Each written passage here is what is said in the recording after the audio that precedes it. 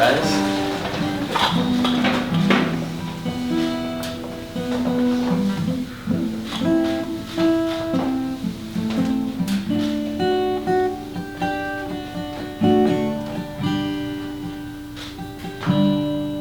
Who gives this woman to be the bride? Her mother and I do.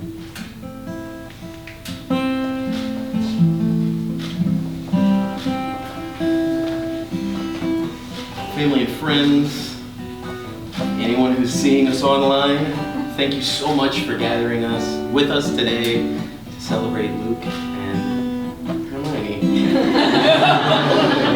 Sarah's wedding. Let's pray. Lord, thank you so much for this day, for these two people, Lord, that you have joined together. Lord, I pray for this wedding. I pray that it can be a light and an example of love that you have shown us. And Lord, I pray that this is an example that will live on throughout their entire marriage. Lord, I pray these things in your Son's name. Amen. You may be seated. Well, wow. Okay? The day is here. And I remember, Caroline and I do, what you guys were like when you were teenagers. Right? You don't have to talk about that. We watched you guys as you grew up in your faith. We watched you guys as you grew closer to God. We had the privilege and the honor of being in discipleship with you guys and mentoring you guys. And as you guys drew closer to God, you guys drew closer to one another. And that is an example that is just fantastic.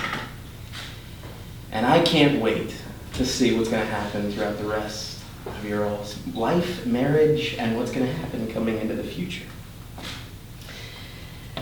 You guys lived through youth group together. You guys did worship team together. We used the youth pastor. I know, right? You guys somehow lived through. You guys did discipleship together. And now you guys get to do life together. And that is so special. And so amazing. And Caroline and I could not be more proud of you. And I could not be more proud of you. So when we were talking, Sarah, Luke, and I, about what they wanted me to talk about, Ecclesiastes came up. And the strand of 3 chords that's not easily broken. And so I'm going to talk a little bit about Ecclesiastes, but I also want to give you Jesus' opinion as well as the beginning in Genesis, but I promise to keep it short, all right? So the author of Ecclesiastes uses this word, hevel, and he uses it 32 times throughout Ecclesiastes. This word, hevel. We have translated this word as meaningless, but that's not how it translates. Right? How it actually translates is like a wisp, or like the wind, like the breath. Right? It's uncontrollable. It's here and then it's gone. Now the author of Ecclesiastes uses this word hevel to describe life. Right? He uses this to describe life's fleetingness, the fact that it feels like it's here and then it's gone. Now, if you're young enough, you feel like it's moments, it's not life. If you're old enough, you do feel like it's life. Like life has just come and gone. And I can tell you that as a guy growing up that became a husband, that now as a father, I can tell you, life is fleeting. And I feel like my little girls aren't little anymore. And you're going to feel the same way as you guys are doing life. Right? I know that you've waited for this moment with grave anticipation. Right? This moment couldn't come soon enough. But a year from now, you're going to look back and feel like this was yesterday. And that is life. And that's what the author of Ecclesiastes, this word hevel, is what he's talking about.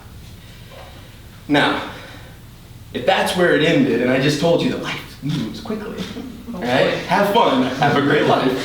That wouldn't be very encouraging. And nor did the author of Ecclesiastes do that. In fact, in chapter 4 and verse 12, he speaks on this very thing. He talks about the fact that we should come to life in the same way, that we should come before life in the same way of a rope. Right? Life should not be met alone. Life should not be done alone. And that that has a two-strand is hard to break. And now he breaks this down and he goes through that man should not lie alone, that another would keep him warm, and that if one is still alive and he falls over, the other can then help them and pick them up. And you're going to have moments in your marriage where one of you will fall. My prayer is that the other is there to pick you up. Now, what drew you guys together was your love for God. And that is where Ecclesiastes talks about the three strands. Because there may be times in your marriage when both of you fall. And that is when you lean on God. Now, my prayer is that God is your guidance throughout your entire marriage. That you lean on him for your all strength, your entire marriage. That he guides you from this moment forward. But in the moments when you need him most, allow him to be there for you. When Jesus was asked, what is marriage? Here's what he said in Mark chapter 10. It said, but when God made this world, he made male and female. So a man will leave his father and his mother and be united with his wife, and the two will become one body. So there are not two, but one. God has joined the two together so that no one should separate them. Marriage was God's plan from literally the very beginning. And we see this exampled and imitated today before us. Marriage is not for us.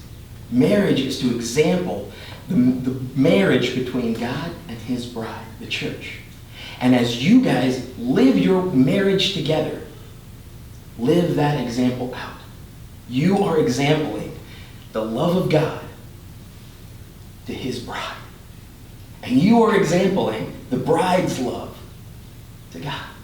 And that example, that metaphor, is brought together in this union that Jesus explains here in Mark, that the two become one. Now, marriage is not just a commitment that you should enter into lightly. It is a binding promise between a man and a woman. And this binding promise is that the two lives are now one. The decisions will be made together.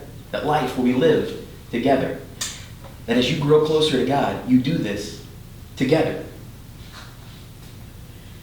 All of this to bring to the culminating symbol that Luke and Sarah have decided to use to show the symbol of marriage and two becoming one. They have decided to use the unity candle. They will light the unity candle first. I want to pray.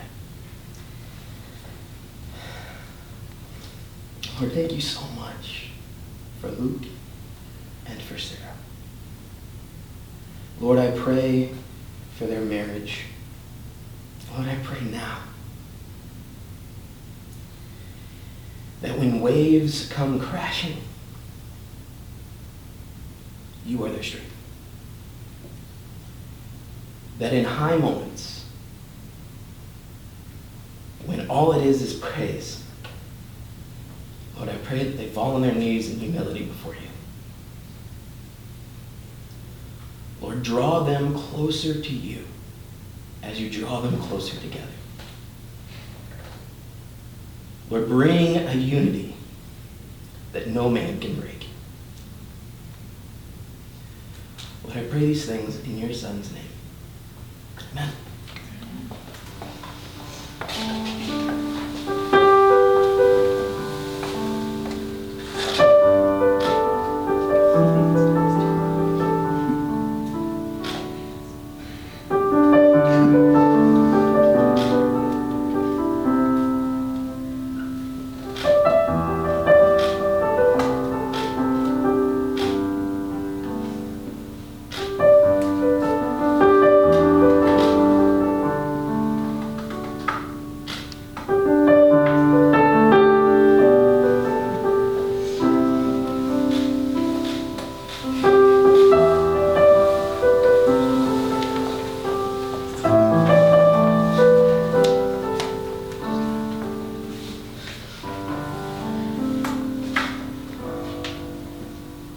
And now the important part. So Luke and Sarah, I now get the honor of having you declare publicly your intentions of why we have gathered here today. All right? Sarah, repeat after me, please. I'm sorry. Don't repeat after me. Don't do that. You're not going to want to repeat this whole sentence, I promise you. All right? Sarah, do you take Luke to be your husband? Do you promise to love him and comfort him, respect him, and be devoted to him for all of your days? If so, please say, I do. Now, Luke, do you take Sarah to be your wife? Do you promise to love her and comfort her, respect her, and be devoted to her for all of your days? I do.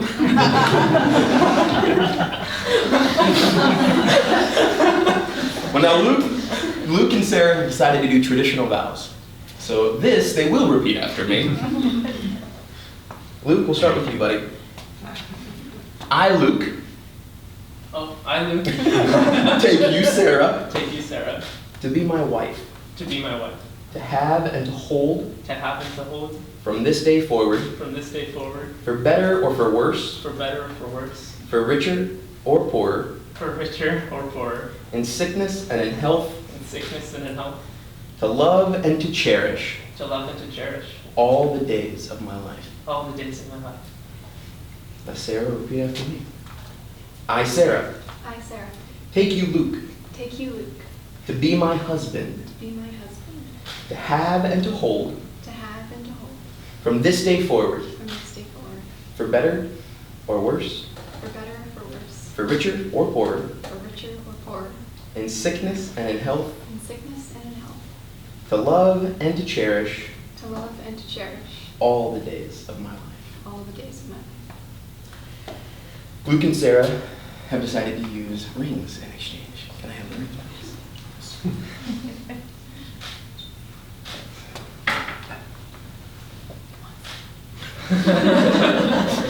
No pressure. I can just give you mine for a moment if you need it. There's somewhere. Somewhere. You had one job. You had to stand there and get the rings.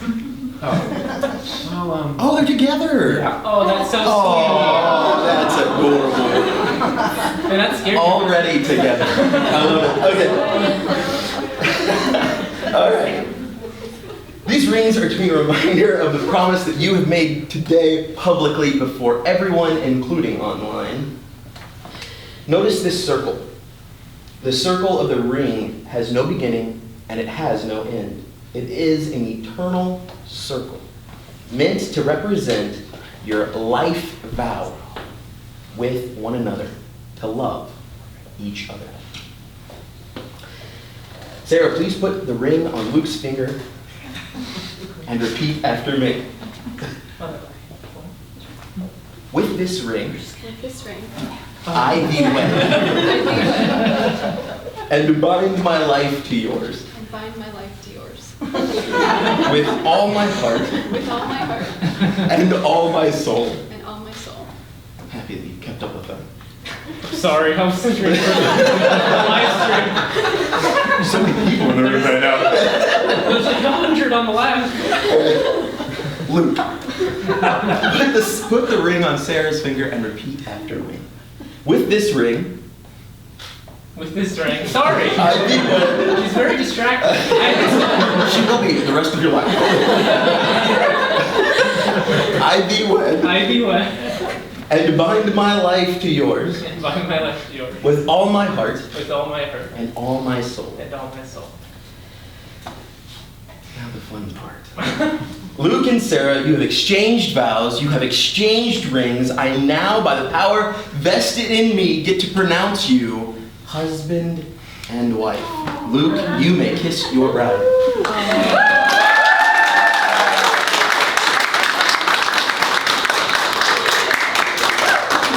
Well, ladies and gentlemen, it is my honor to be the first to present to you Mr. and Mrs. Sherman.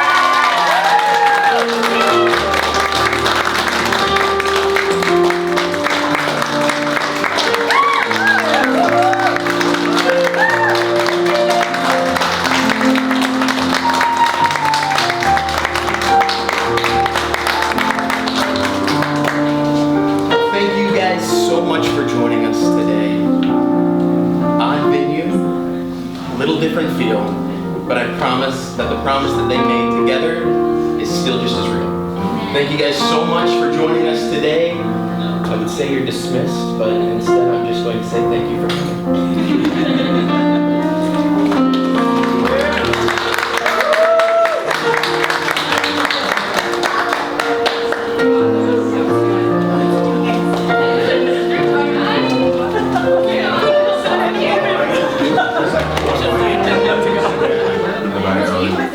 Yeah, I got a master's degree, so I got Wow. Was that while you were in school or? No, I'm still exploring. waiting for it. I ended up with 2 top months when I got to the last semester. Because there's something wrong here. 2 bucks. I don't necessarily want to step on Sam's toes, but I'm expecting that Sam's not exactly the guy who's going to get up here in front of everybody and give a toast. So, yeah, you want to find out your man. Father of the bride toast. Luke, my first memory of you, I think, is the Christmas dinner we did at church, and it was probably probably second time we'd done it, and you were going to go up and do your yo-yo talent, because it was a talent night. And he was a shy little boy that had his cassette of music, and I stressed over it because we don't do anything on cassettes. And it was like, well, what am I going to do with this? I left an impression, in part because of that, but mostly because of what we then saw you do. And knowing the commitment that it took to be able to really exhibit the talents that you developed in the yo-yo is an example of how much I know that you're making a commitment to this relationship. And that means an awful lot. Sarah, I've watched the two of you grow together, particularly through the discipleship, and I know that you've both got yourselves centered on Christ, and that between the two of you and your dedication to that, this is going to be a very successful marriage. And so, to the two of you, we wish you all the best. You're here.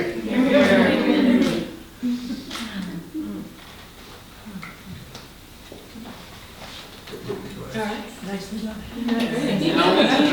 I'm ready to eat. Is he going to do a yo-yo show for us today? Do I have any left? I have a really nice one of yours in my room, so. Sure. Forced him to be the entertainment in his own way. It is impressive. You can start including Sarah in the act. That's dangerous. We'll have I'm not gonna do that.